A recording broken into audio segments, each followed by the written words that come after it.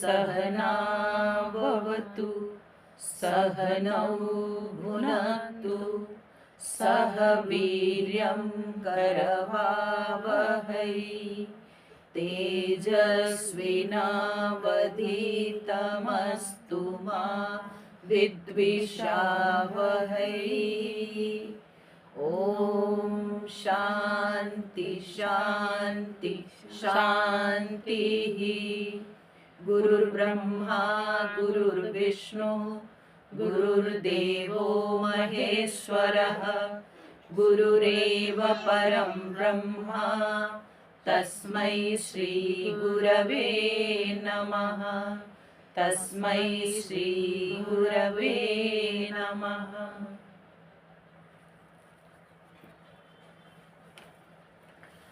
27 से हम लोग पाठ करेंगे।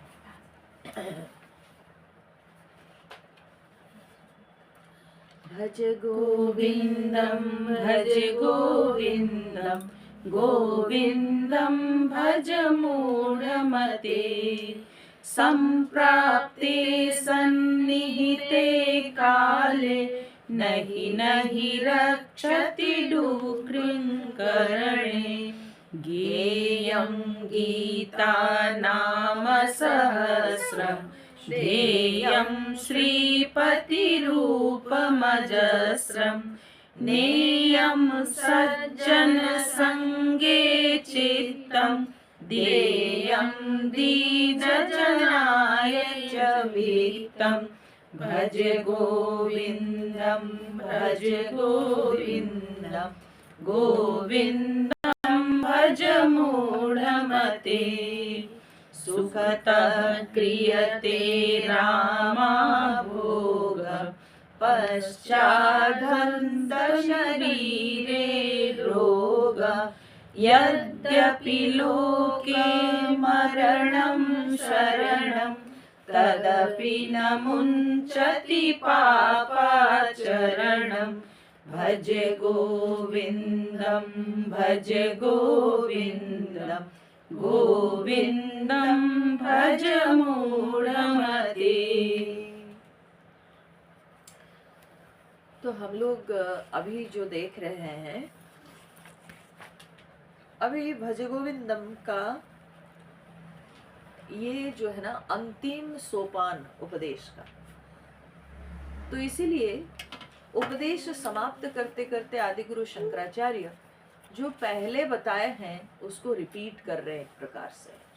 इसलिए भाव जो है रिपीट हो रहा है। जैसे पिछले सत्संग में हम लोगों ने देखा कि गेयम गीता नाम सहस्रम, है ना। ये गेयम गीता, गीता पढ़ना चाहिए, ये पहले भी शंकराचार्य जी ने कहा है, ठीक है। इससे पहले भी उन्होंने कहा है कि भगवत गीता किंचिद अधीता गंगा जललव कणिका पीता। तो ऐसे जो श्लोक पहले आ चुका था वही भाव को फिर से यहाँ पर दोहरा रहे हैं कि व्यक्ति को क्या साधना करने की आवश्यकता है। तो यह कहने के बाद अब जो आपको याद होगी, अगर जो तीसरे श्लोक में आदि गुरु शंकराचार्य ने कहा था नारी स्तन भर नाभि देशम दृष्ट्वा मागा मोहावेशम, ठीक है। ये जो मनुष्य को काम विकार जो कि व्यक्ति के मन को बहुत चंचल करता है, तो उस विकार से कैसे दूर रहना चाहिए, अपने आप को कैसे काम वासना से दूर रखना चाहिए, उसका उपदेश शंकराचार्य जी शुरुआत में ही बोल दिए थे और अभी फिर से दोहरा रहे हैं। क्योंकि जगत में क्या होता है ना,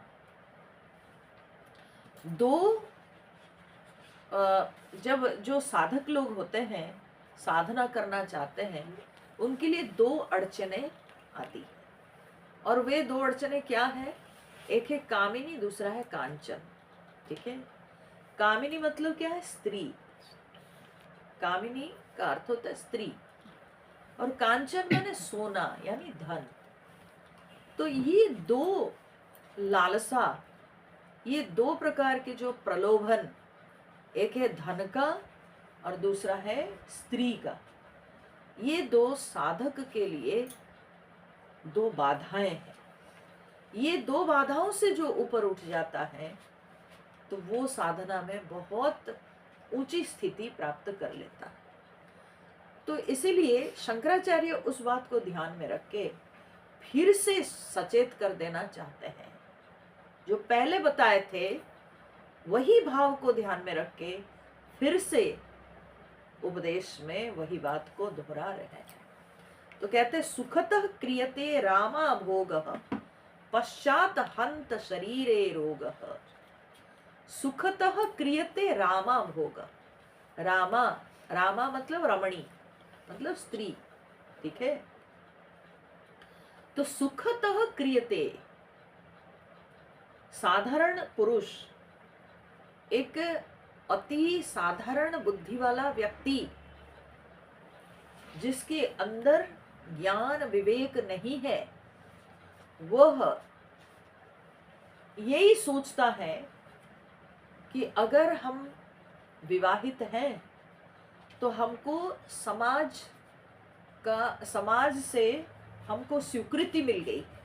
ठीक है, तो हम अपने पत्नी को जब मन तब भोग सकते हैं।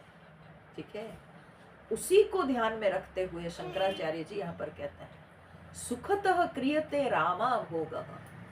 बड़े सुख से रामा भोग तो करता है। तो रामा भोग मतलब क्या होता है ना? स्त्री का भोग। ठीक है, कामिनी भोग, पत्नी का भोग। ठीक है, बहुत सुखपूर्वक व्यक्ति इंद्रिय सुख लेता रहता है। ठीक है, ये जो चर्म सुख है, ये चर्म सुख को लेता रहता है, परंतु बाद में क्या होता है? पश्चात हंत शरीरे रोगः। हंत, हंत मतलब क्या होता है? ये एक अव्यय पद है। हंत मतलब हाय। ठीक है, कोई दुखी होके बोलता हाय, हाँ ये क्या हो गया? तो ऐसे शंकराचार्य जी जैसे कि दुख प्रकाश कर रहे हैं कि हाय पश्चात शरीरे रोग, बाद में शरीर में विभिन्न प्रकार के रोग। देखिए, जब हमारे शास्त्र में गृहस्थाश्रम का एक बहुत ही महत्वपूर्ण भूमिका है व्यक्ति के जीवन में, ये बताया गया है, ये दर्शाया गया है। वही शास्त्र में यह भी कहा जाता है कि व्यक्ति को नियम पूर्वक अपने जो स्त्री पुरुष का जो संपर्क है, वह संपर्क में व्यक्ति को नियम पूर्वक रहना चाहिए। यह नहीं कि क्योंकि विवाह हुआ है तो इसलिए हमको फ्री में मिल गया है सब कुछ, हमको सैंक्शन हो गया है कि भाई हम जब मर्जी तब हम पति पत्नी संबंध में रह सकते हैं। ये बिल्कुल नहीं, बिल्कुल भी नहीं। हमारे शास्त्र में बहुत प्रकार की श्रृंखला दी गई है। पर्व, त्योहार, समय, और फिर सबसे महत्वपूर्ण बात है, बार बार करके उपनिषदों में ये आती है कि जो गृहस्थ है उसको संतान उत्पत्ति के लिए जो है काम करना चाहिए। ठीक है, संतान उत्पत्ति के लिए केवल ये जो है संपर्क में आना चाहिए, पुरुष स्त्री का संपर्क होना चाहिए। यानी क्या हुआ कि जहाँ संतान उत्पन्न नहीं करना है तो तब ये संपर्क से दूर रहना है। ये कदापि कभी भी नहीं कहा गया था हमारे शास्त्र में कि विवाह कर लिए तो जब मर्जी तब संपर्क में रहें। ये कहीं पर नहीं कहा गया है। हमारे शास्त्र में ऐसी बात नहीं, हमारी संस्कृति में ऐसी बात बिल्कुल नहीं दी गई। मन को नियंत्रण में रखना ये हमारा धर्म है, यही सनातन धर्म है। सनातन धर्म यही कहता है और स्पष्ट रूप से ये बात दी जाती है कि जब संतान उत्पन्न करने की इच्छा होती है तभी गृहस्थ लोगों को पुरुष स्त्री एक साथ रहना है और पुरुष स्त्री जो है इस काम कर्म में आना चाहिए। तो इसका मतलब यही हुआ, इसी को धर्म कहते हैं, यही है धर्म पूर्वक काम करना। ठीक है, ये नहीं कि देह सुख के लिए काम करना, ये कदापि नहीं दी गई। देह सुख के लिए भोग करना ये कहा नहीं गया है। तो इसलिए शंकराचार्य कहते हैं कि सुखतः क्रियते रामा भोगः, बड़े सुख से बड़े आराम से रामा भोग करते गए। ठीक है, स्त्री के सुख लेता गया व्यक्ति, पश्चात हंत शरीरे रोगः, और बाद में बहुत प्रकार के शरीर में रोग उत्पन्न होता है। जब व्यक्ति ये संबंध से दूर रहता है तो उसके शरीर की जो शक्ति है वो संचित होती है। जब व्यक्ति इस काम विकार में आता है तो तब उसकी शरीर के शक्ति का क्षय होता है। ठीक है, शक्ति का क्षय होता है। इसलिए जो व्यक्ति जितना अधिक, देखिए जो ब्रह्मचारी होते हैं तो क्योंकि वे लोग यह संबंध में नहीं आते हैं, इसीलिए उनके ब्रह्मचर्य की जो शक्ति है, जो शरीर के अंदर अपनी शक्ति को वे लोग संचय करते हैं, उस कारण से वही शक्ति जब ऊर्ध्वगामी होती है तब व्यक्ति के अंदर आध्यात्मिक तेज की वृद्धि होती है, तब आध्यात्मिक तेज बढ़ता है, जिसको हम लोग कहते हैं कि देखो ब्रह्मचर्य का तेज है। वो गृहस्थ भी कर सकता है, कहीं पर ये मना नहीं किया गया है। तो गृहस्थ अगर केवल संतान उत्पन्न करने के लिए इस काम विकार में आकर और अपने दूसरे समय में वो प्रभु चिंतन करते हुए, ईश्वर चिंतन करते हुए और अपने कर्तव्य कर्मों का निर्वहन करके वह अगर जीवन धारण करे तो उसको भी ब्रह्मचर्य का फल मिलता है। ठीक है, उसको भी ब्रह्मचर्य का फल मिलता है।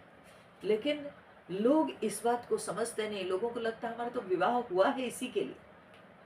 ठीक है, साधारण बुद्धि, साधारण विचार यही है कि हम शादी क्यों किए हैं, शादी इसी के लिए किए हैं, पर गलत। ये सनातन धर्म में कहीं नहीं कहा गया है ये बात, इस बात को अच्छी तरह से समझ लेना चाहिए। ठीक है, तो संतान उत्पत्ति के लिए ही जो है पुरुष और स्त्री ये नजदीक आते हैं। तो भगवान इसलिए बिल्कुल काम के विरुद्ध नहीं बताते हैं, परंतु धर्म अविरुद्ध काम होना चाहिए। ठीक है, धर्म अविरुद्ध काम होना चाहिए। तो इसीलिए भगवान श्री कृष्ण भी गीता में कहते हैं धर्मा विरुद्धो भूतेषु कामोस्मि भरतर्षभ। 7वें अध्याय में भगवान कहते हैं धर्म अविरुद्ध भूतेषु, प्राणियों में धर्म अविरुद्ध काम मैं हूं। अर्जुन, काम को तुम मेरी विभूति मानो, लेकिन वो कैसा काम जो धर्म का विरोध नहीं करता है, जो धर्म का विरोध नहीं करता है वो काम भगवान है। ठीक है, वो काम भगवान है। तो इसलिए काम भगवान का रूप है। संसार के लिए भगवान काम की उत्पत्ति किए हैं। तो ये जो मन का एक भाव है, ये एक इमोशन है, इस इमोशन की उत्पत्ति क्यों हुई है? क्योंकि संसार की वृद्धि हो।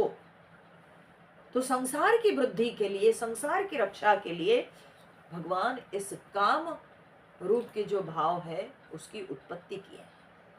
तो इसलिए कैसे काम की निंदा कर सकते हैं? काम की कदापि निंदा नहीं की गई। इसलिए हमारी संस्कृति में जो 4 पुरुषार्थ की बात आती है उसमें काम पुरुषार्थ एक है। ठीक है, अर्थ पुरुषार्थ, काम पुरुषार्थ, धर्म पुरुषार्थ, मोक्ष पुरुषार्थ। तो काम एक पुरुषार्थ है, पुरुष के वो एक जो है इच्छा है। ठीक है, तो इसलिए कभी काम की निंदा नहीं की गई है हमारी संस्कृति में, हमारे शास्त्र में।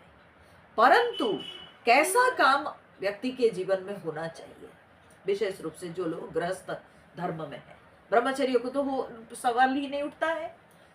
देखो 3 और धर्म में हो ही नहीं सकता है, 3 आश्रम में, ब्रह्मचर्य में नहीं, ठीक है, वानप्रस्थी को नहीं, सन्यासी को नहीं, केवल गृहस्थ धर्म में ही। अब सोचो इसका मतलब कितना कम काम पुरुषार्थ का, कितना कम जो है ये समय दिया गया है, ठीक है। 3 और आश्रमों में काम का है ही नहीं बिल्कुल, मतलब क्या बोलते हैं, काम के लिए हमारे शास्त्र स्वीकृति नहीं दी है, ठीक है। तो केवल गृहस्थ धर्म में, और वो भी एक गृहस्थ के जीवन में काम विकार केवल होना चाहिए, या काम क्रीड़ा जो है वो केवल संतान उत्पत्ति के लिए ही होनी चाहिए। उसके अलावा दूसरे समय में कहा जाता है कि अपने कर्तव्य कर्मों को करो और ईश्वर पर ध्यान करके ईश्वर चिंतन, तभी लोग अपने जो है धार्मिक अनुष्ठान, उपासना आदि कर्म में रहने के लिए शास्त्र हमेशा बताता रहता है। क्योंकि जब हम वो सब कर्म करेंगे, जब हम साधना करेंगे तो मन शुद्ध रहेगा, तभी मन में यह विकार नहीं आएगा, ठीक है, तभी अपने आप को हम दूर रख सकते हैं। परंतु इस कलिकाल में तो लोगों को उपासना कम दिखती है, ठीक है, भगवान के कार्य कोई करने नहीं चाहते हैं। और गृहस्थ लोग यही सोचते हैं कि भाई आजकल तो, पहले तो कम से कम पुराने समय में लोग, अगर पुरुष स्त्री ये लोग पति पत्नी साथ में अगर बैठते थे तो वो भी घर के अंदर। वर्तमान समय में तो आपको रास्ते किनारे भी दिख जाएंगे, और इतने असभ्य, इतने अशोभनीय व्यवहार लोगों का दिख रहा है कि रास्ते में बुजुर्गों का चलना भी बड़ा कठिन हो गया है, ठीक है। शर्म आता है, आप गाड़ी में जाओ, बस में जाओ, ट्रेन में जाओ तो खुद को खराब लगता है, क्योंकि वर्तमान समय में कोई नियंत्रण ही नहीं है, ठीक है, कोई श्रृंखला ही नहीं है। तो शंकराचार्य जी यही कहते हैं कि ऐसे जो विकृत मस्तिष्क के, देखो यही काम विकार तभी हो जाता है जब श्रृंखलाहीन जीवन हम जीते हैं, ठीक है। जब श्रृंखलाहीन होकर के इस काम भाव में कोई लिप्त होता है तो वो विकार कहलाता है। और वही काम जब नियम के साथ होता है तो वो एक पुरुषार्थ है,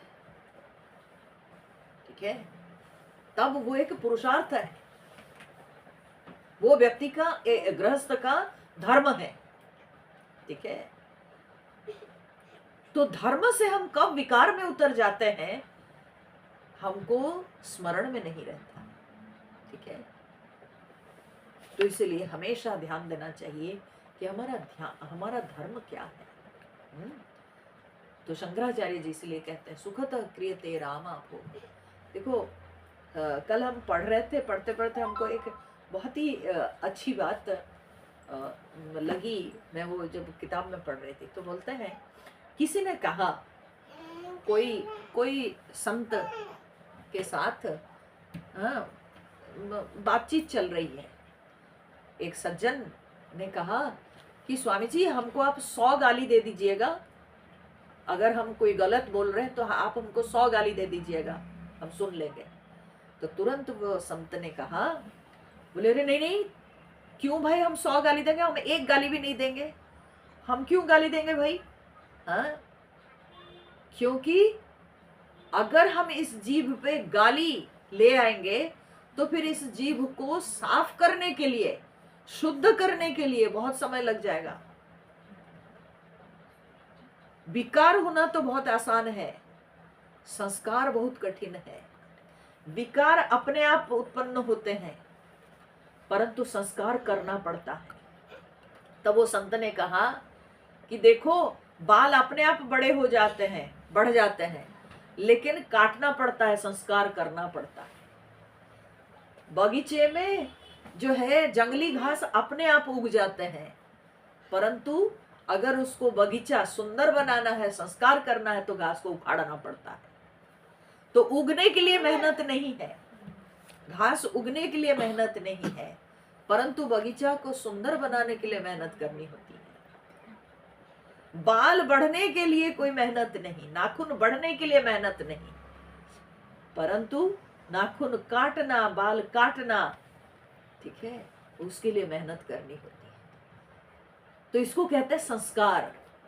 तो संस्कार करना पड़ता है, विकार अपने आप अंदर से उत्पन्न होता है, क्योंकि पता नहीं जन्म जन्मांतर से कितनी वासनाएं लेके हम आए हैं, वो विकार के रूप से अपने आप अंदर से उत्पन्न हो जाती है।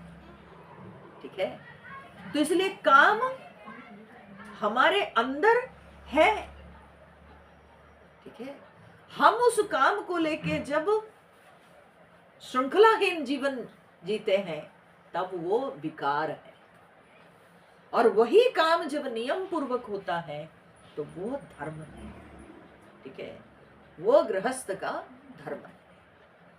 तो शंकराचार्य जी इस पर इसलिए प्रश्न उठाए, जो लोग श्रृंखलाहीन जीवन जीते हैं, जो लोग केवल यही जो है, यही कामिनी सुख को सब कुछ समझते हैं, जिनका ध्यान केवल देह सुख पर है, तो शंकराचार्य उन लोगों को सचेत कर दिए, सुखतः क्रियते रामा भोग, बड़ा मजा लेते हो, पश्चात हंत शरीरे रोग, बाद में शरीर में दुनिया प्रकार के रोग को भोगना होगा। ठीक है, कितने प्रकार के रोग होते हैं, इसको हमको कहने की जरूरत नहीं, ये तो श्रोता लोग अपने आप ही समझ सकते हैं। तो जब व्यक्ति अपने शरीर की शक्ति को, इसलिए भगवान का एक नाम है विष्णु सहस्त्र नाम में, आप जब पढ़ते होंगे, सहस्त्र नाम में आप सुने हो, पढ़े होंगे जरूर, एक शब्द आता है ऊर्ध्वरेता। ठीक है, ऊर्ध्वरेता, रेतस मतलब होता है क्या ना, वीर्य।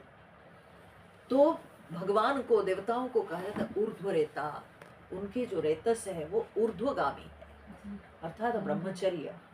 ठीक है, तो जब व्यक्ति ब्रह्मचर्य का पालन करता है, तो उसकी शक्ति, उसका वीर्य का जब क्षय नहीं होता है, तब वही जो है उसके लिए शक्ति बन करके उसको जो है आध्यात्मिक तेज प्रदान करता है, और उसी से व्यक्ति की आध्यात्मिक प्रगति होती है। ठीक है, इसलिए भगवान का एक नाम है ऊर्ध्वरेता। ऊर्ध्वरेता का यही तात्पर्य है, रेतस मतलब होता है वीर्य। ठीक है, तो जिनके वीर्य ऊर्ध्वगामी है, उनको कहते हैं ऊर्ध्वरेता।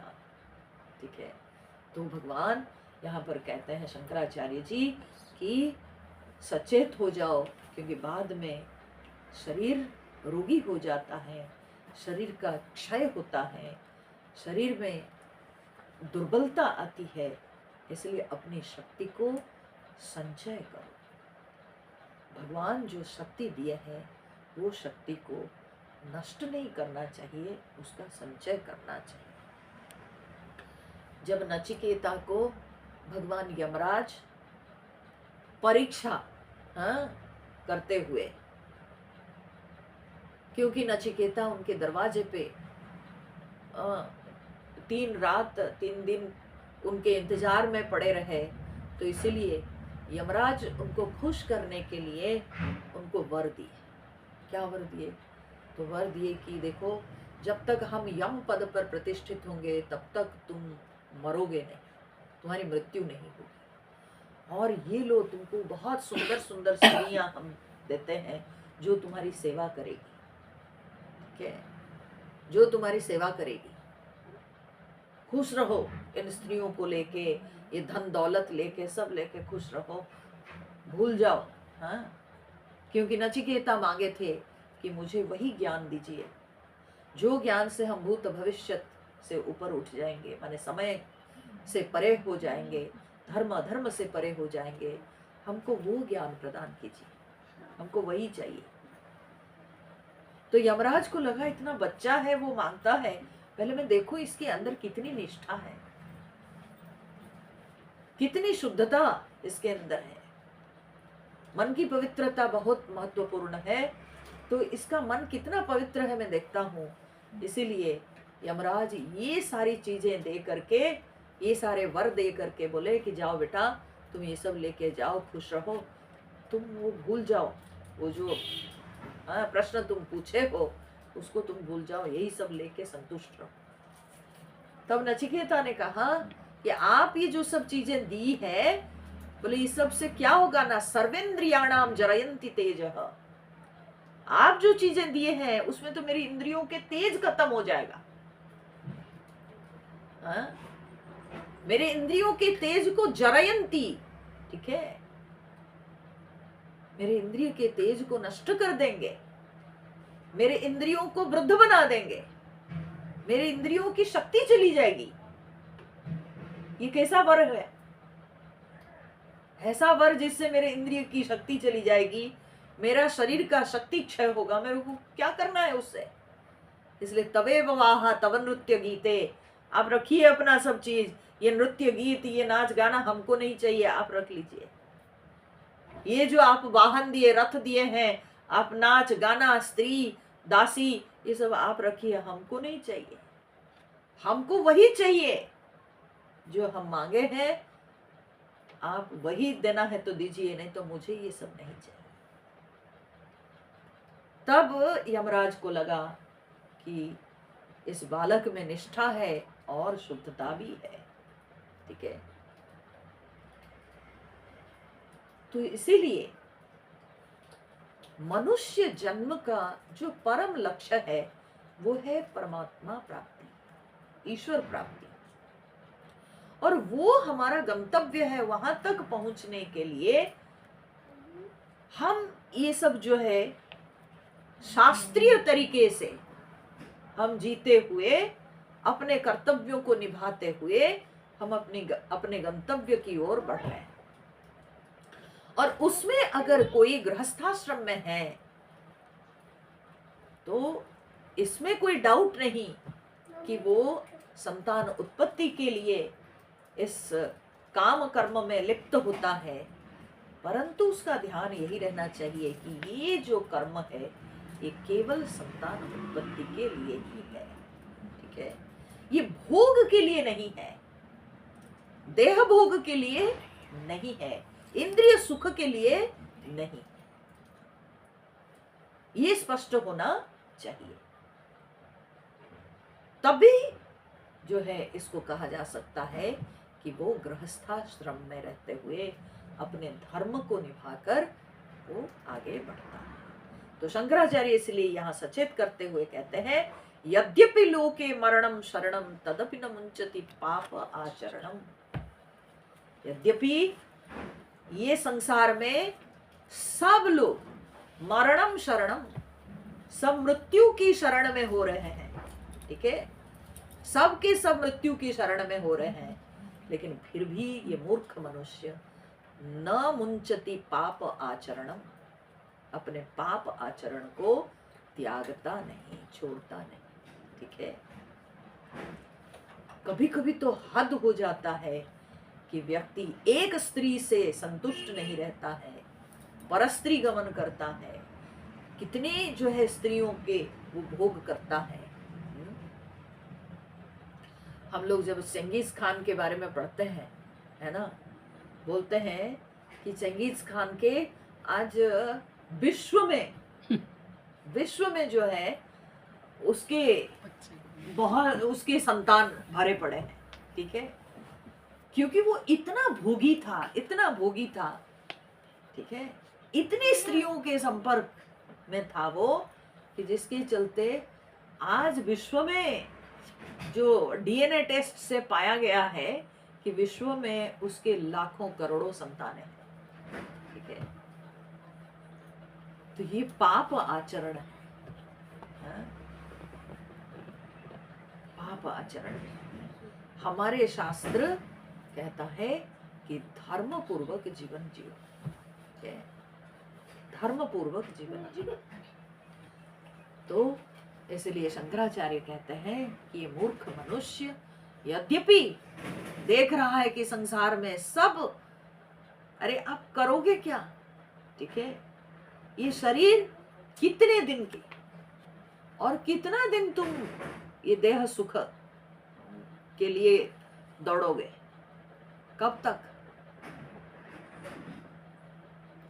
सब तो मौत के ओर बढ़ रहे हैं, सबको तो एक ना एक दिन मरना ही है, ठीक है।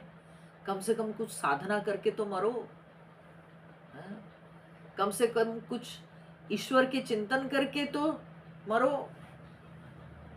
अगर कुछ धर्म करके, कुछ उपासना करके, कुछ साधना करके अपने संस्कार को सुधार के अगर मरोगे तो हो सकता है कि अगले जन्म में कुछ बेहतर जन्म मिलेगा, ठीक है। लेकिन इस बात को व्यक्ति सोचता नहीं, इस बात को ये मनुष्य ध्यान नहीं देता है, वो केवल भोग ही भोग करता जाता है। और ऐसे भोग करते करते जो है एक दिन पता नहीं चलता है कब काल आ जाता है और उसको उठा के ले जाता है। यद्यपि लोक मरणम शरणम तदपि न मुंचति पाप आचरणम, फिर भी व्यक्ति पाप आचरण को त्याग नहीं कर पाता, ठीक है। कभी कभी वयस, प्राप्त वयस में पहुंचकर भी समाज में ऐसी ऐसी विकृति देखने को मिलती है। प्राप्त वयस में पहुंचने के बाद भी लोग काम विकार को छोड़ नहीं पाते, उनके मन को ये काम विकार बहुत चंचल करता है, कि काम विकार उनके मन को विक्षिप्त करता है और वे लोग अपने आप को इस विकार से रक्षा नहीं कर पाते, ठीक है। ऐसी ऐसी विकृतियां समाज में दिखाई पड़ती है, जिस कारण से लोग नियम धर्म छोड़ देते हैं और बहुत बड़े बड़े पाप कर बैठते हैं, ठीक है। तो शंकराचार्य जी ये सारी चीजों को देखते हुए, समाज में ये सब जो लोग गलतियां करते हैं, अधर्म आचरण करते हैं, इन सब को देखते हुए इस श्लोक को उपदेश के रूप में देते हैं। संसारी मनुष्य को सचेत करते हुए वे इस श्लोक को देते हैं कि हमेशा श्रृंखलित जीवन जियो। श्रृंखलित जीवन जीने में अपने शरीर के लिए भी अच्छा है, मन के लिए भी अच्छा है, और साधना इससे जो है प्रगाढ़ होती है। तो इसलिए शंकराचार्य जी ने कहा कि भज गोविंदम भज गोविंदम गोविंदम भज मूढ़। फिर उसके बाद कहते हैं, जो दूसरे श्लोक में पहले उपदेश के रूप में दिए थे कि मूढ़ जही ही धनागम तृष्णाम कुरु सद्बुद्धिम मनसि वितृष्णाम,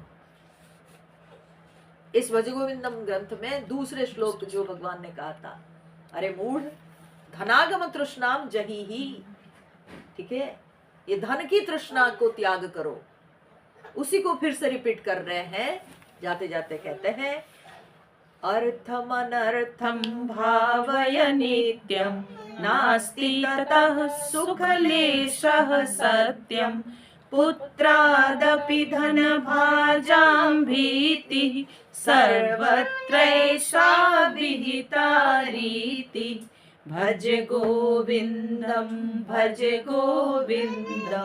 गोविंदम भज मूढ़मते। तो उन्होंने कहा अर्थम अनर्थम भावय नित्यम, अर्थम अनर्थम भावय, अर्थ को अनर्थ ही सोचो समझो। और कितने बार समझेंगे, बोले नित्यम, हमेशा, ठीक है, हमेशा अर्थ को अनर्थ का कारण मानो, ठीक है। संसार में आप देखो जितने कलह, यहाँ अर्थ का अर्थ क्या होता है मालूम है? यहाँ अर्थ के अंतर्गत जितने प्रकार के, आप धन कहने से जो जो चीज समझते हो, चाहे वो जमीन जायदाद हो, या जो रुपए पैसे हो, ठीक है, ये सब कुछ अर्थ के अंतर्गत है। तो दुनिया में जितनी कलह दिखता है उसमें सर्वाधिक कलह है अर्थ को लेकर। भाई भाई में जब तक कमाए नहीं तब तक कितना प्रेम दिखता है, और वही जब वो कमाने लगते हैं, अपना अपना संसार होने लगता है, उसके बाद आप देखो कितनी लड़ाई, कितने झगड़े। क्यों? क्योंकि अर्थ, ठीक है, वो हमारी जमीन ले ली, ठीक है, हमारा भाग हमको नहीं मिला, तो इसी को लेकर लड़ाई झगड़ा, ठीक है। वो प्रेम गया, एक बित्ता जमीन के लिए भाई भाई को मार देता है, ठीक है, बंधु बंधु से अलग हो जाते हैं। तो क्यों? क्योंकि अर्थ ही अनर्थ का कारण है। जीवन में जितनी समस्याएं आती है उसमें सबसे अधिक समस्या अर्थ को लेकर ही है, ठीक है, अर्थ को लेकर ही है। हम लोग ऐसे सोचते हैं कि मनी तो चाहिए। क्यों?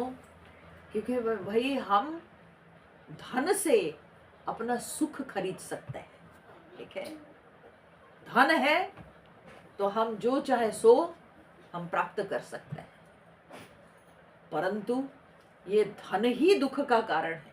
क्यों? आप देख लो, आप विचार कर लो, धन का उपार्जन कितना कठिन है,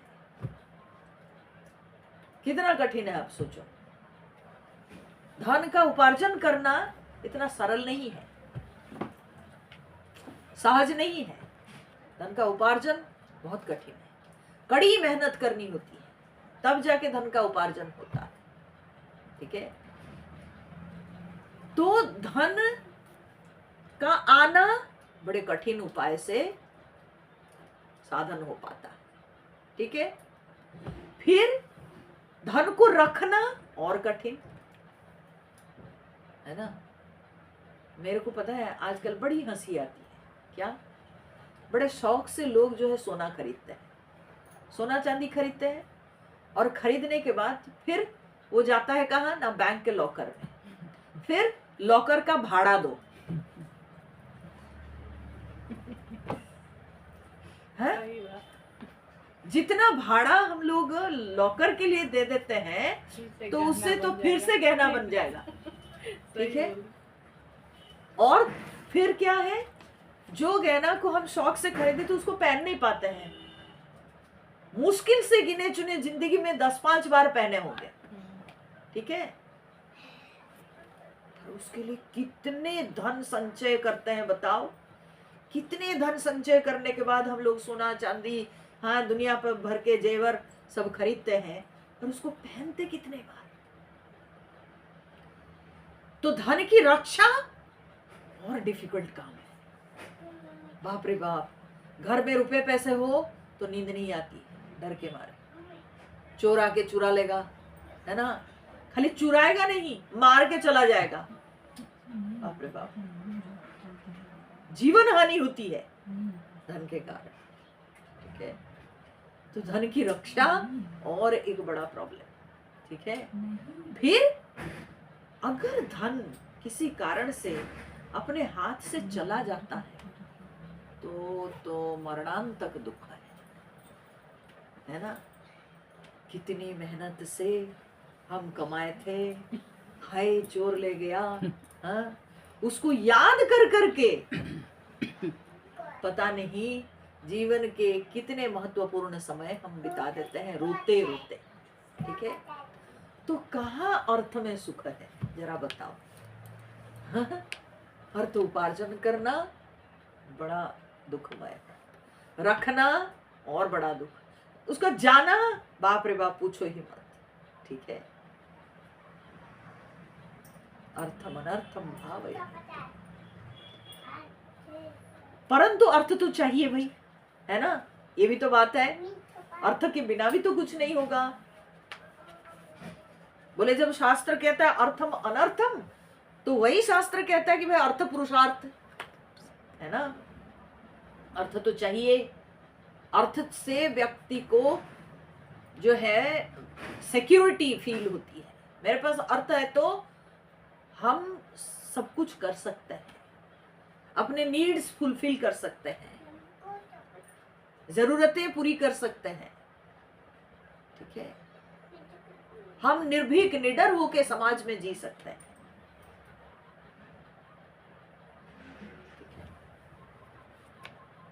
तो इसमें फिर क्या करें?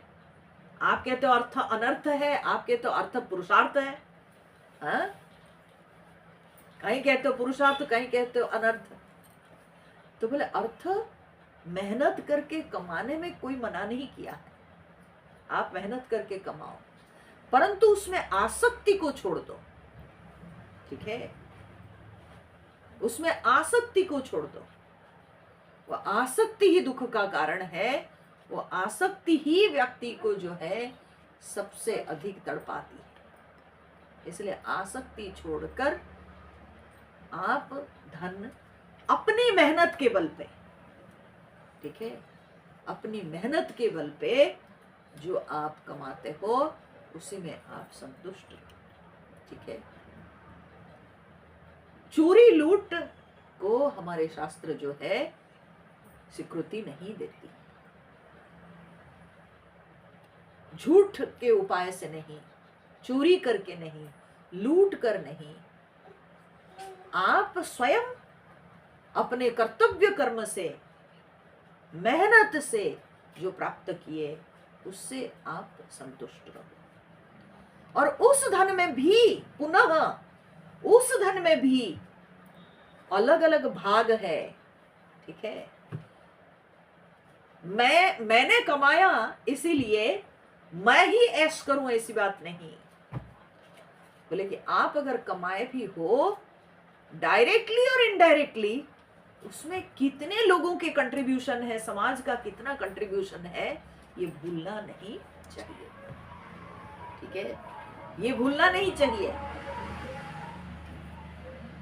सरकार कर लेता है, ठीक है, सरकार जो है हमसे टैक्स कलेक्ट करता है। क्यों करता है? क्योंकि आप अगर कहते हो कि मैं ऑफिस जाता हूं तो रोड पे चल के जाते हो, वो रोड बनाने का काम किसका है? सरकार का है। कहां से बनाएगा सरकार? तो आपसे टैक्स लेके बनाएगा। आप ऑफिस में काम करते हो, आपको बिजली मिलती है, वो बिजली का उत्पादन कैसे होता है? चाहे पानी से होता है, चाहे कोयला से होता है, चाहे जिस प्रकार से होता है, वो कैसे होता है? सरकार उसको करके देती है। तरह तरह के प्रोजेक्ट्स उसके लिए करना पड़ता है। तो इसलिए हम अगर कर देंगे नहीं तो कैसे हमको ये सुख सब प्राप्त होंगे? तो इसलिए कर देना चाहिए। लोग क्या करते हैं ना, टैक्स नहीं देते हैं, ठीक है, तो ये चोरी हुआ। मैंने कमाया तो मैं ऐश करूंगा। तो आप ऐश कैसे करोगे? आप सोच के देखो, आप ऐश कैसे करोगे? आपके घर के आगे अगर टूटा फूटा रोड होगा तो आप चल पाओगे? आप गिरोगे,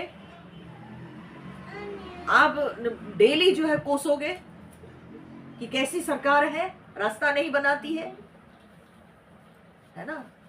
तो इसलिए हम कमाते हैं, जरूर मेहनत करके कमाते हैं, पुनः उसमें भी जो है हमको कहां कहां उस धन को लगाना है ये भी हमको पता होना चाहिए, क्योंकि वो धन भी पूरी तरह से हमारा नहीं, पुनः उस धन को भी हमको अलग अलग भाग करके उसको भी अलग अलग क्षेत्र में लगाना आवश्यक है, ठीक है। अगर ये समझकर हम अगर जी रहे हैं तो फिर हमारे लिए अर्थ बहुत काम की चीज है। और नहीं तो जो व्यक्ति झूठ लूट से कमाता है, रातों रात धनी हो जाता है, तो उसके लिए धन तो दुख का कारण है, ठीक है, उसके लिए धन दुख का कारण है। कितने लोग पकड़े जाते हैं, उनके दरवाजे के अंदर से, उनके दीवार के अंदर से, उनके बेड के अंदर से, सब जगह से उनका पैसा ही पैसा निकलता है ना। पैसे के गड्डी पे सोते हैं, गद्दा नहीं, पैसे के गड्डी पे सो रहे हैं। और जब पकड़े जाते हैं तब जिंदगी भर जेल में जो है चक्की पीसते हैं। अर्थम अनर्थम भावय नित्यम। इसलिए अपनी मेहनत से और अपने कर्तव्य करके, अपनी मेहनत के बल से जो धन उपार्जन हुआ, वो धन से जीवन जीना, अपना जीवन यापन करना, इसको हमारे शास्त्र मना नहीं किया। परंतु धन की तृष्णा, धन के प्रति आसक्ति, और धन आए और धन आए और धन आए, ये जो लोभ, ये जो लालच, ये बड़ी बुरी बला है। ठीक है, इसलिए इससे दूर रहना चाहिए। आप मेहनत करते जाओ और आपको अपने आप ही आपका कर्म का फल प्राप्त होगा। तो इसलिए इस बात को मन में रख के अर्थम अनर्थम भावय नित्यम, ये सोचना चाहिए कि अर्थ अनर्थ का कारण है। जहां पर ये अर्थ ठिकाने पे नहीं लगा तो ये अनर्थ का कारण है। ठीक है, अर्थम अनर्थम भावय नित्यम नास्ति ततः सुखलेशः सत्यम। शंकराचार्य जी कहते हैं ततः माने उससे, इससे ना, उस अर्थ से लेशः सुखः नास्ति, लेशः सुखः नास्ति, थोड़ा सा भी सुख उससे नहीं मिलता है। मैंने कहा ना, कैसे, किस दृष्टि से ना, उपार्जन करना कितना कठिन है, कितना दुख सह के व्यक्ति कमाता है, ठंड गर्मी में खटते खटते तब जाके उसको अपने क्या बोलते हैं मेहनताना मिलता है, तब जाके उसको महीने के अंत में पगार मिलता है। तो उस महीना भर वो कितना खटने के बाद उसको प्राप्त होता है, या दिन भर कितने खटने के बाद, मजदूरी करने के बाद एक मजदूर को दिन के अंत में मिलता है। तो उसके लिए वो कितना कष्ट करता है, तभी उसको धन प्राप्त होता है। तो विचार किया जाए तो जो व्यक्ति अर्थ के ऊपर निर्भरशील है, वो व्यक्ति के जीवन में कितना दुख है, कितना दुख है। और वो भी क्यों? क्योंकि सुख के चक्कर में, हमको सुख चाहिए, हमको भौतिक सुख चाहिए तो अर्थ चाहिए, है ना। भौतिक सुख के लिए अर्थ चाहिए, अर्थ चाहिए तो जीवन में भागम भागी बनी रहेगी, भागा दौड़ी बनी रहेगी। तो अगर हम निरपेक्ष रूप से विचार करें तो इस अर्थ से थोड़ा सा भी सुख नहीं मिलता। सुख का केवल आभास है, परंतु सुख बोल के कुछ नहीं। व्यक्ति कमा के लाता है, यहाँ घर में परिवार में जो है बच्चे उड़ा देते हैं। बच्चों को समझ में नहीं आता है कि माँ बाप कितना कष्ट करके कमाते हैं, यूं ही उड़ा देते हैं। ठीक है, फिर वो व्यक्ति को कितना कष्ट देता है, हाँ, कितना कष्ट देता है। फिर जब उसको पता चलता है कि बेटा गलत मार्ग में उड़ा दिया, हाँ, गलत आदतों में पैसा उड़ा दिया, तो माता पिता को कितना कष्ट होता है, अनुमान लगाइए। क्योंकि कितनी मेहनत करके वे कमाए हैं और बच्चे उसको गलत आदतों में उड़ा दिए। तो इसलिए नास्ति ततः सुखलेशः सत्यम, अर्थ से लेश मात्र सुख नहीं है, निरपेक्ष रूप से अगर विचार करें तो। ठीक है, ये बात तो दूसरी है कि संसारी मनुष्य को अर्थ चाहिए, क्योंकि वो जब जगत में है, संसार में है, तो उसको सांसारिक सुख चाहिए। तो सांसारिक सुख चाहिए तो उसको अर्थ उपार्जन की आवश्यकता है। ठीक है, परंतु अगर हम निरपेक्ष रूप से विचार करेंगे तो अर्थ में लेश मात्र भी सुख नहीं। ठीक है, नास्ति ततः सुखलेशः सत्यम, ये बात सत्य है। शंकराचार्य जी जैसे कि अपने बात को बहुत ही क्या बोलते हैं, बल दे करके बताने के लिए कहते हैं ये बात सत्य है, इसको टाल नहीं सकते हो, इसको कोई काट नहीं सकता, यही सत्य है। ठीक है, फिर उतने धन कमाने के लिए व्यक्ति मेहनत करते करते शरीर में कितने रोग खरीद लेता है। तो जो अर्थ कमाया वो फिर रोग में डॉक्टर के पास दौड़ते दौड़ते जाता है। ठीक है, क्या विचित्र माने विडंबना है ना। और व्यक्ति किस मोह में भागता चला जा रहा है, कैसे मिथ्या संसार में तरह तरह का सपना व्यक्ति देखता है। मेरा घर होना चाहिए, मेरा परिवार होना चाहिए, मेरे पास इतनी सारी चीजें होनी चाहिए, वो सब सपना देखते वो कमाने के चक्कर में रहता है। फिर कमाते कमाते उसको पता नहीं चलता है कि वो अपने शरीर को नष्ट कर देता है, देह में तरह तरह के रोग हो जाते हैं। तो जो कमाया था उसको भी वो एंजॉय नहीं कर पाता, जो कमाया था उसको भी वो खुद एंजॉय नहीं कर पाता है। ठीक है, और कमा के लाने वाला खुद तो कभी भोग नहीं पाता है, और बच्चे जो कि घर में बैठे बैठे पिताजी का कमाया हुआ धन को जहां तहां उड़ा देते हैं। ठीक है, पत्नी बैठ के कभी ब्यूटी पार्लर जाती है तो कभी किट्टी पार्टी जाके उड़ाती है। एंजॉय तो आजकल के समय में मैं देखती हूँ जो अच्छे अच्छे अधिकारियों की पत्नियां हैं घर बैठी, मैं बोली रियल एंजॉयमेंट तो उसी को हो रहा है ना। अधिकारी जो है वो तो जाके सवेरे से शाम तक खट रहा है गधा जैसे, सवेरे 2 सूखा रोटी खा के जाता है, और फिर रात को आके फिर उसको 2 रोटी खानी है, और क्या करना है, कुछ नहीं। काम करते करते वो पागल हो जाता है, खटते खटते पागल हो जाता है, और पत्नी घर बैठे एंजॉय करती है। घर में जो है ब्यूटिशियन को बुला करके दुनिया भर के मालिश ले रही है, तो दुनिया भर के मेकअप हो रही है, तो आज मन किया तो कपड़े की दुकान में चली गई और तरह तरह के कपड़े जरूरत नहीं है तब भी अनाप शनाप खरीद के ले आई, फिर कभी किटी पार्टी में जाके अपने उड़ा रही है। तो असली एंजॉयमेंट तो उसी का है? तो जो खटता है उसको कहाँ मिलता है सुख? तो नास्ति ततः सुखलेशः सत्यम, ये सत्य है कि अर्थ में सुख नहीं है।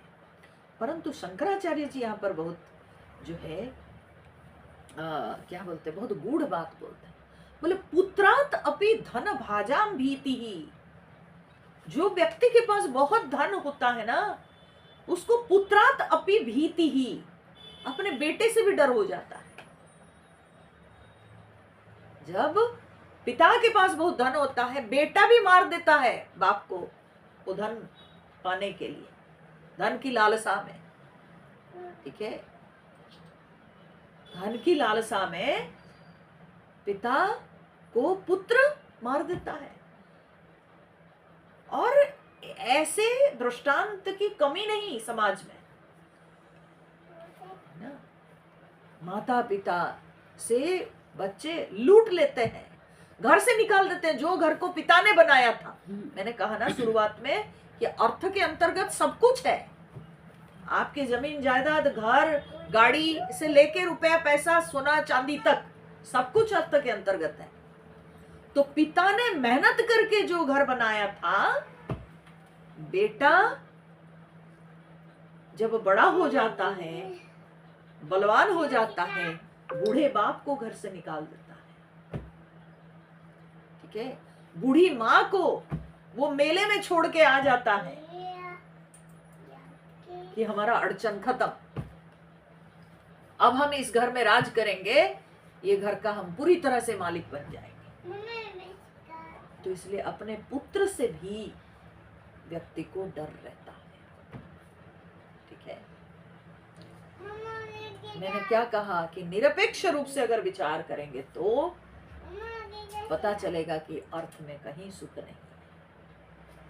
एपरेंटली लगता है कि हमको धन सुख देता, ठीक है, धन से लाइफ सिक्योर्ड होता, परंतु धन से लाइफ सिक्योर्ड होता है कि धन से लाइफ और अनसेफ हो जाता है, ये सोचने वाली बात है।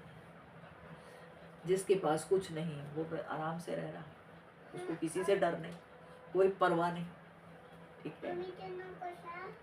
तो शंकराचार्य जी कहते हैं पुत्रात अपि धन भाजाम भीति। धन भाजा मतलब धन भाज कहने का अर्थ होता है जो धनी लोग, ठीक है। तो उसको अपने बेटे से भी डर है, ठीक है, और दूसरे धनियों से भी डर है, कंपटीशन। तो इस कंपटीशन में समाज में जो धन की स्पर्धा, तो इस स्पर्धे के दौड़ में क्या करता है, एक दूसरे को मारता है, काटता है। हम उससे आगे बढ़ेंगे, ठीक है, हमारा नाम होगा, लोग हमको मानेंगे, लोग हमको सम्मान करेंगे।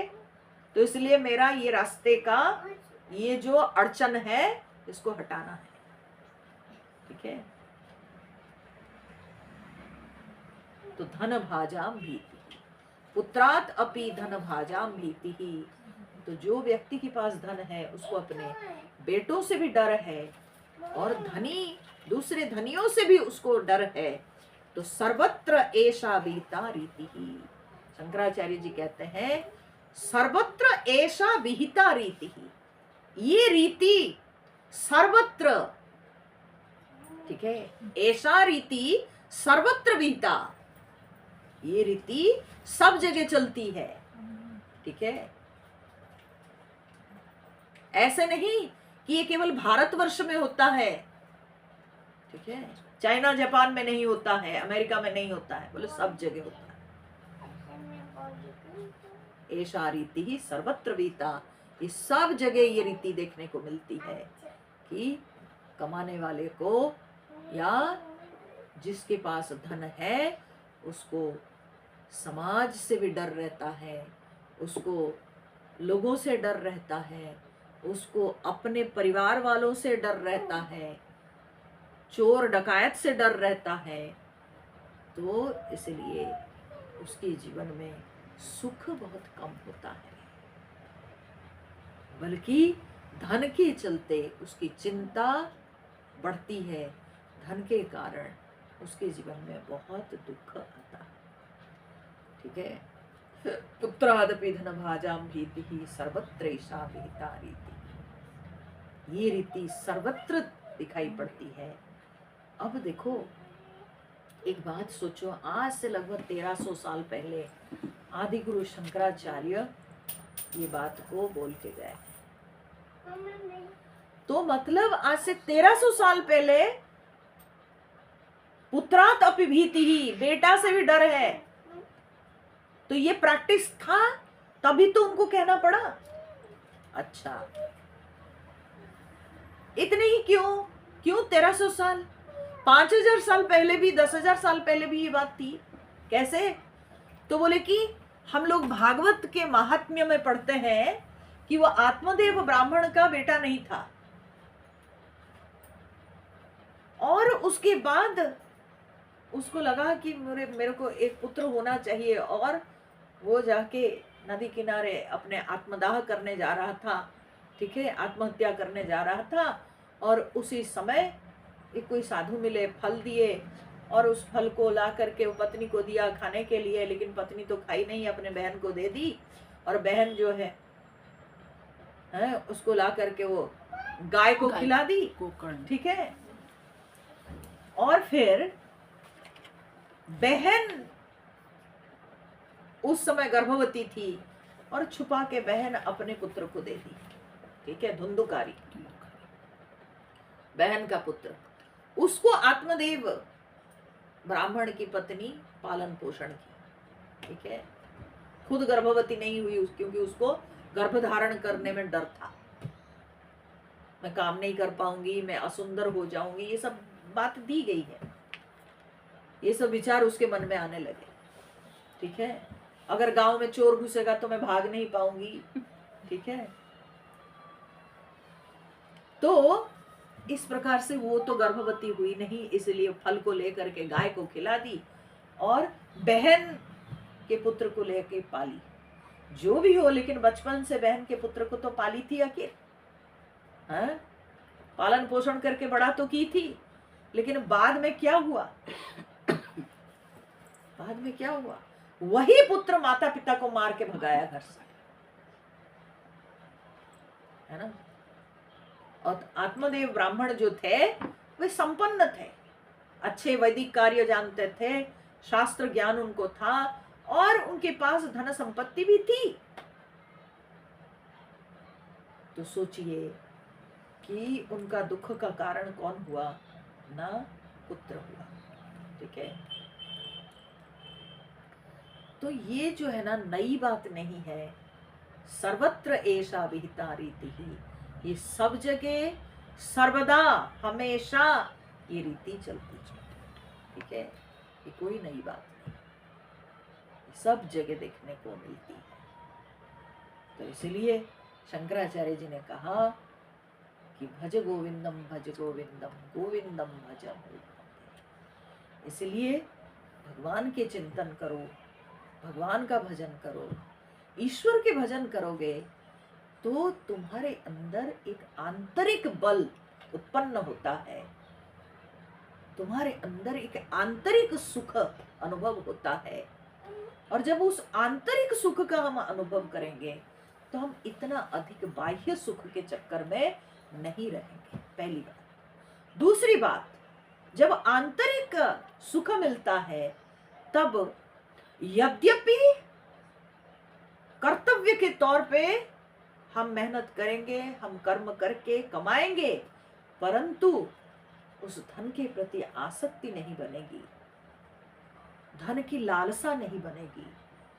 तो उससे अगर धन की कभी प्रारब्धवश हानि होती है तो उसमें हम अपने आप को संभाल सकते हैं, हम आगे के जीवन फिर से प्रभु चिंतन में बिता सकते हैं। तो इसीलिए अपना असली धन वो है भजन, कीर्तन, चिंतन, मनन। इसी को बढ़ाने के लिए शंकराचार्य सभी को प्रोत्साहित कर रहे हैं, ये कहते हुए भज गोविंदम गोविंदम भज मूढ़मते। चलिए, और 2 ही श्लोक रहे, इसको अगले सत्संग में हम लोग समाप्त करेंगे। तो उसी के साथ ये भज गोविंदम ग्रंथ की समाप्ति करेंगे। ओम पूर्णमदं पूर्णमिदं पूर्णात् पूर्णमुदच्यते पूर्णस्य पूर्णमादाय पूर्णमेवावशिष्यते। ओम शांति शांति शांति। हरि ओम। श्री गुरुभ्यो नमः। हरि ओम।